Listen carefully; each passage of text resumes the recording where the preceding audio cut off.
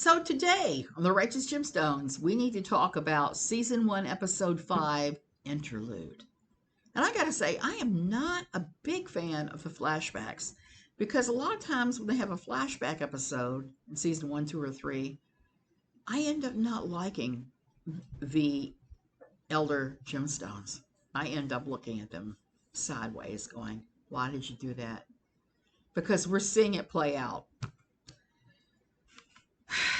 So this is a throwback. And the overlying arc theme on this one, the theology of this, is naked ambition or greed is good. And you see everybody in this episode play to that. Everyone. They just want to be on top. So let's dive right in. I'm Suzanne Tinkemeyer. I used to write for a place called Pathos for 10 years, a column called No Longer Quivering that had to do with the Evangelical church world, which is what we're examining here in the Righteous Gemstones. And let me just say, these are my opinions. Don't bully anybody. And welcome. The show opens on the Gemstones television show. We get a look behind the scenes about what that was like in the 1980s. And it was set up kind of like a PTL club show. You know, Jim and Tammy Faye Baker. And we get to see everybody's naked ambition. Aimee-Leigh and Eli Gemstone, they are bantering around before the show, right before the curtain goes up. And Aimee-Leigh does one of the most passive-aggressive, I'm going to call it what it is, dick moves I've ever seen. A second before the curtain comes up, she tells Eli she's pregnant. Even if she is, menopausal age, she's pregnant. Instead of telling him behind the scenes, quietly, when there's nobody else around, so that he can rant, scream, yell, rejoice, whatever his reaction would be, she robs him of his reaction because she knows that Eli is enough of a performer that he is going to maintain the face and not react. Sure enough, he didn't. And then the next thing after that is we see the church dinner, the after church dinner, same place that they always eat at, but it's a little bit different.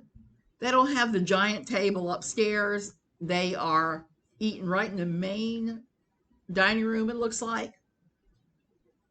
A lot of bantering going on between the parents again. And we see young Judy and Jesse just fight with each other. And then the parents tell them that their mama is pregnant. They have to step up and help out.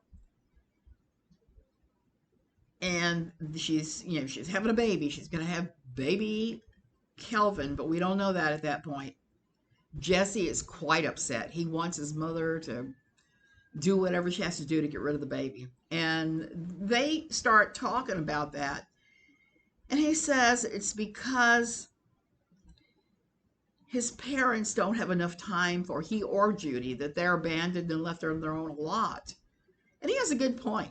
I mean, that is really some awful parenting. And why are they doing that? Because they have their own ambition to be the top of the heap. They can wrap it in, we want to bring in souls all they want, but you can see what it is driving that truck. And it is not the fact that they're running their ministry, no matter how they claim it. I laughed when I saw the Gemstone Ministries building in this show because it's directly across the mall parking lot from where the Gemstone Prayer Center, the Locust Grove one, is set up. And there is no Locust Grove in the Charleston area, so that's a name that Danny McBride took from Virginia, from where he lived. And where I used to work, I worked in Locust Grove for some years at Child Help. So it's a place in Virginia that he has co-opted the name and I guess reconstructed it as supposedly being in Charleston. So baby Billy is there, and he is there to pitch a tour with Aimee-Leigh. They bust his bubble, unfortunately. Why does he want to do this tour? He wants the money, money, money, money. So greed is good. He wants his money. He's got his naked ambition on. He does not take their news that they're pregnant well at all. He utters this gem that made me laugh out loud. You the one that splashed all that sperm all over her. One thing I love about the show is there's so many memorable lines. You can pull out 5 or 6 in every episode. You can probably stick them on t-shirts and sell them. It's that funny and weird.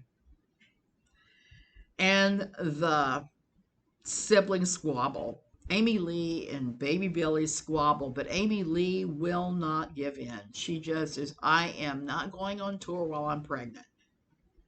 I got a kick out of this section because baby Billy was rocking his 80s look. He had his perfect feathered hair, his semi-mullet. He was wearing the kind of pastels that we saw a lot in the 80s that I myself unfortunately wore in those days. We had some ugly clothes back then and hairstyles. And then we see Jesse at his private school. He is arranging fights, kind of like, once the internet became big, bum fights was huge, where these snotty little rich boys would pay these bums to fight with each other and film it and put it on YouTube or whatever to make money. So Jesse is doing this, but he's not doing it with bums. He has people that he goes to school with that he is provoking to fight and getting in a lot of trouble. And he's got a rather foul mouth, at least one of his teachers thinks so. We get to see mom and dad just really, really angry with Jesse, Aimee-Leigh, and Eli.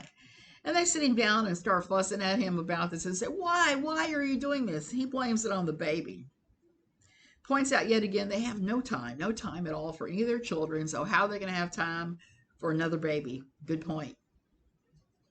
Naked ambition. And then Judy utters one of the funniest lines I've ever seen her say. She's watching them get all over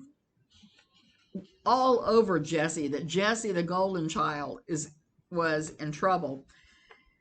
And Eli comes upon Judy sitting there on the staircase watching, and Judy says, I like watching Jesse get in trouble. It makes my bird twitch.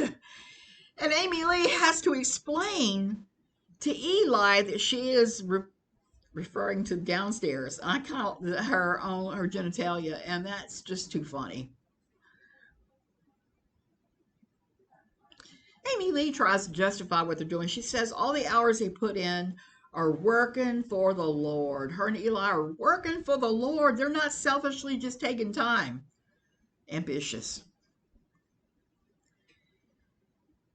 And then Eli and Aimee-Leigh go look at this giant piece of property, and they start talking. They want to put in a theme park, a big house. They talk more about baby Billy, too, and empire building an empire for Christ. Again, not really for Christ, but for their own glory, even though they won't admit that. His and her roller coasters are discussed at one point. We kind of laughed over that. And then we're at Judy's birthday party, where Judy acts incredibly horrible. Jesse acts like Jesse.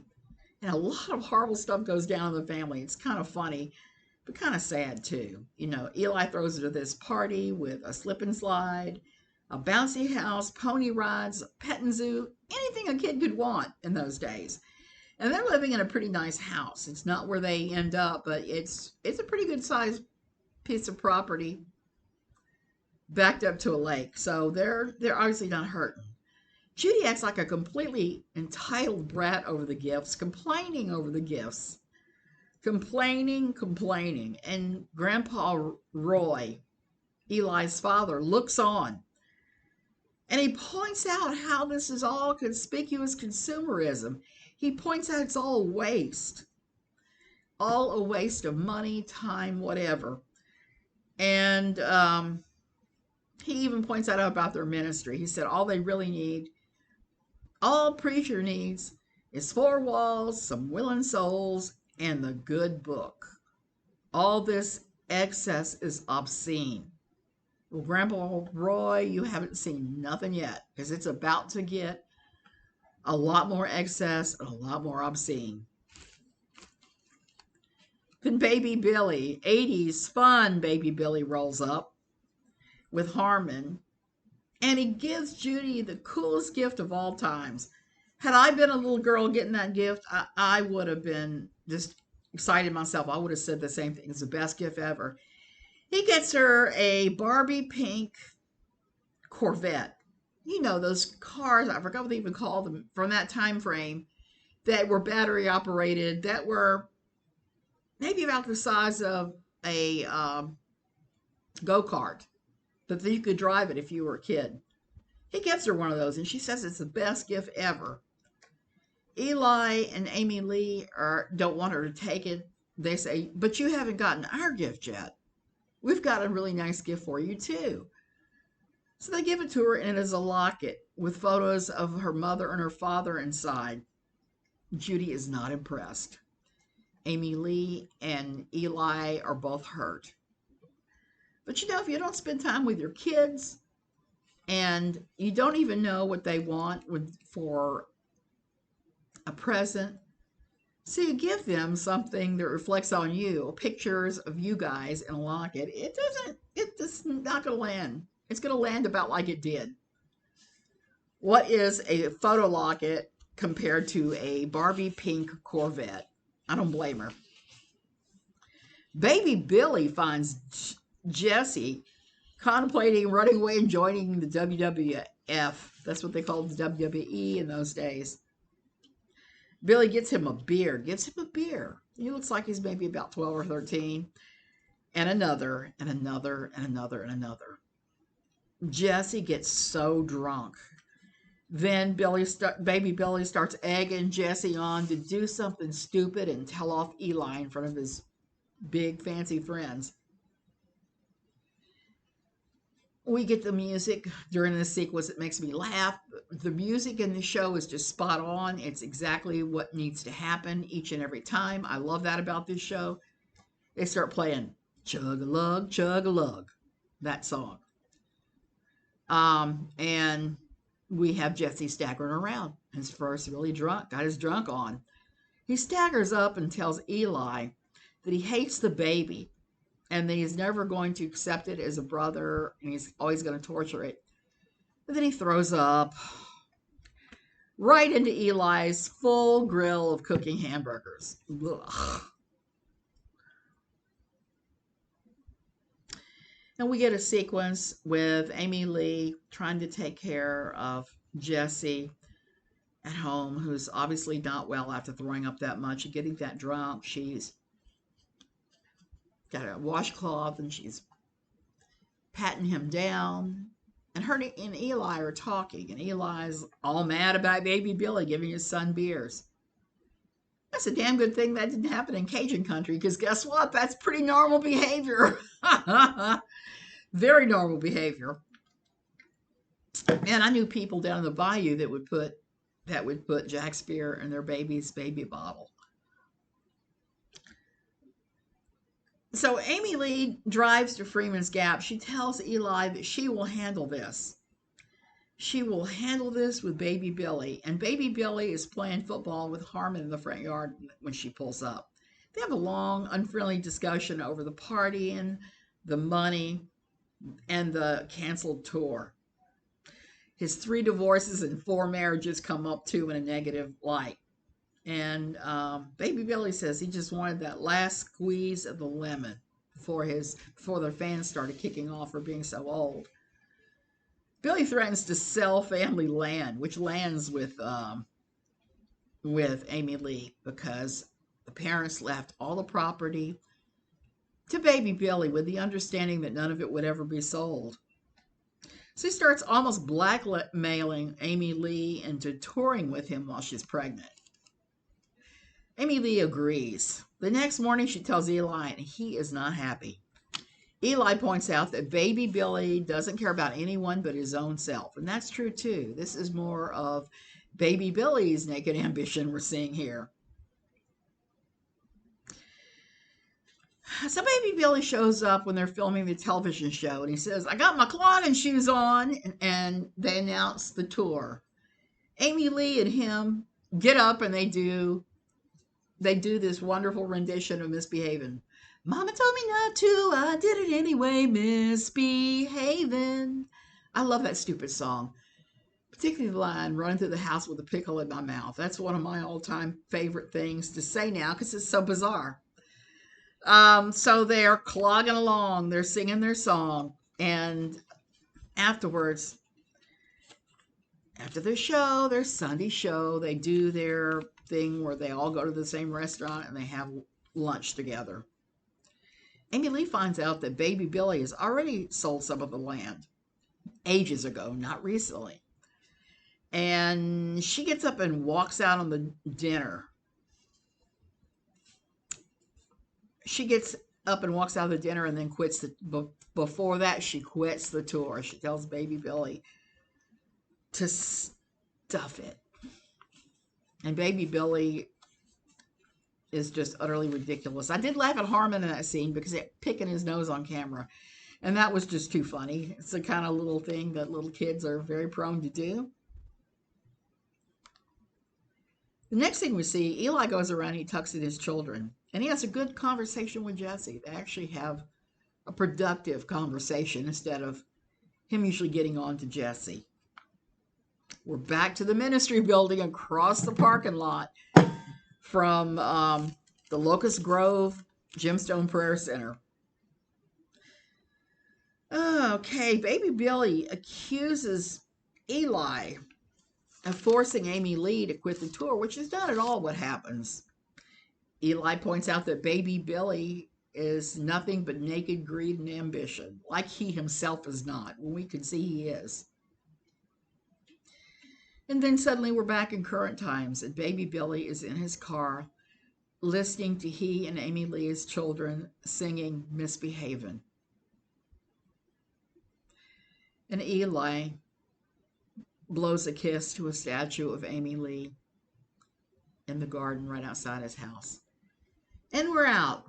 So what did we learn? We learned that a lot of these undercurrents we're seeing on the show go way, way, way, way, way back. Baby Billy has always resented Eli for marrying Aimee-Leigh and taking Aimee-Leigh away from him. Apparently he wanted to tour forever on that one song, Misbehaving. We never see whether or not Aimee-Leigh and baby Billy Freeman have any further hits than that.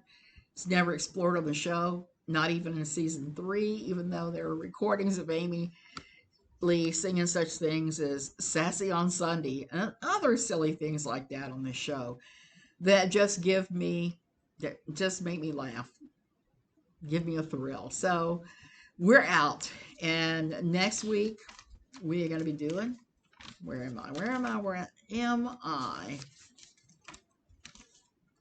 Making my bird twitch. We are going to be doing season 1, episode 6 next week. Thank you for joining me. Hit like, subscribe, ring the bell notifications if you want. Thank you for watching again, and I'll see you next week.